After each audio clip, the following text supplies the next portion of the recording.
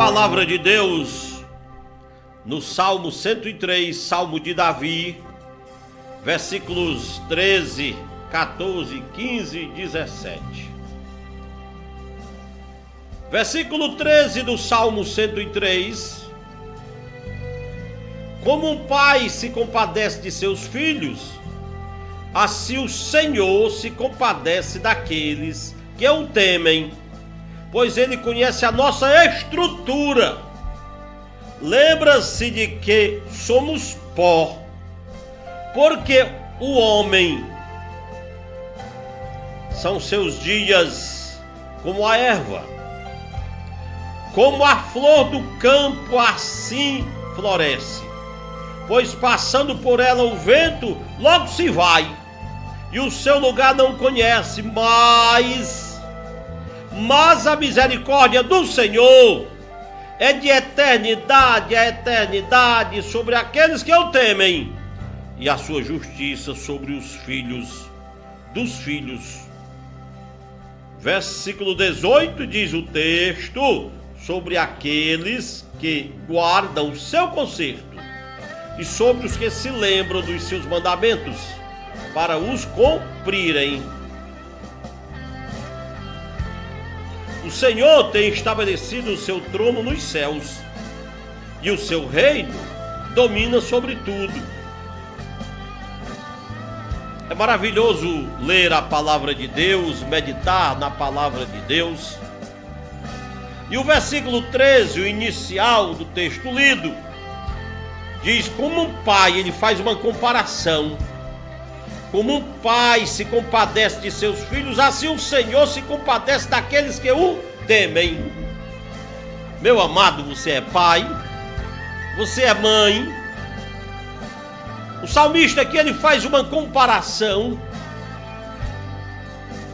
tentando lhe dizer, tentando fazer com que você entenda quanto grande é o amor de Deus, a bondade de Deus, para aqueles que o temem, para aqueles que temem a Deus. E aí ele usa essa comparação, como um pai se compadece de seus filhos, da mesma forma o Senhor se compadece daqueles que o temem, daqueles que temem a Deus. Quem teme a Deus obedece a Deus, se aproxima de Deus. Quem teme a Deus busca estar na presença de Deus. Quem teme a Deus anda com Deus. Quem teme a Deus é falho, é imperfeito, porém é temente a Deus. O salmista Davi foi quem escreveu este salmo, e a maioria dos salmos, meus amados. E ele, o salmista Davi, cometeu pecados terríveis. E ele era um homem segundo o coração de Deus.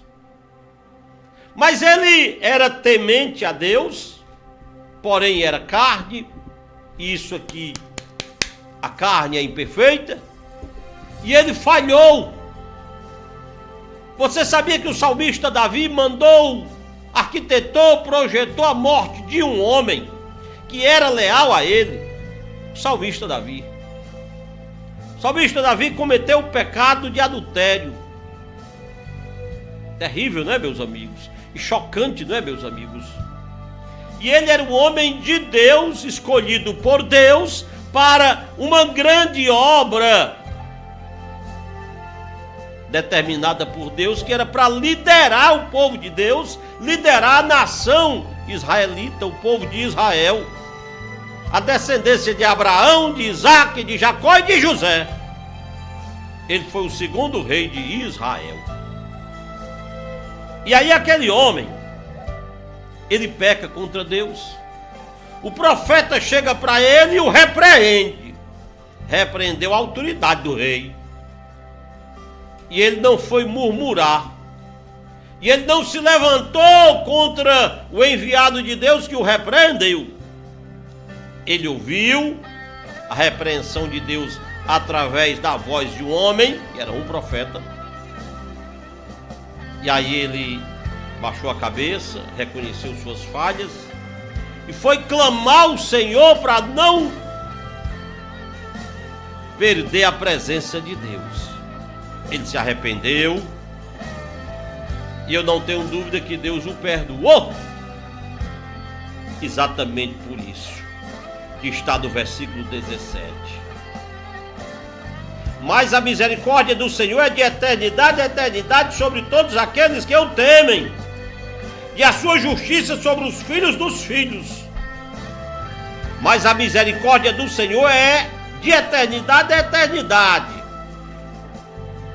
para aqueles que o temem, diz o texto bíblico. Não é o Luiz Lopes não sabe de nada, mas isso aqui é a palavra de Deus. Eu creio que isso aqui, que este livro é a palavra de Deus. E Deus é esse Deus de amor e de misericórdia. O versículo 15 diz: porque o homem são seus dias como a erva, como a flor do campo, assim floresce. Pois passando por ela o vento logo se vai, e o seu lugar não conhece mais. É uma comparação, é um exemplo. A duração do homem. Deus é eterno, mas o homem, são os seus dias como a erva. Tem um tempo curto, não é, gente? Como a flor do campo, assim floresce. Passando por ela a flor do campo, o vento logo se vai, e o seu lugar não conhece mais. O seu lugar não lembra mais da flor do campo. O seu lugar não lembra mais do homem, porque a vida do homem é passageira. Só que a misericórdia de Deus é eterna. Deus é um Deus de amor, de graça e de misericórdia. O homem é cheio de falhas, cheio de imperfeições. Não espere perfeição no homem, mas tenha a certeza que Deus é santo, santo, santo e perfeito, e nos ama de tal maneira que nos deu a vida do próprio Filho para morrer por nós pecadores. Cristo Jesus veio ao mundo com a missão de morrer na cruz do Calvário para que nós tivéssemos a salvação, o privilégio da vida eterna, que nos é dado, tal privilégio graças ao Filho de Deus, que morreu na cruz do Calvário, que foi pregado em um madeiro. Ele morreu, mas ressuscitou ao terceiro dia, está sentado à direita do Deus Pai Todo-Poderoso. Glória a Jesus.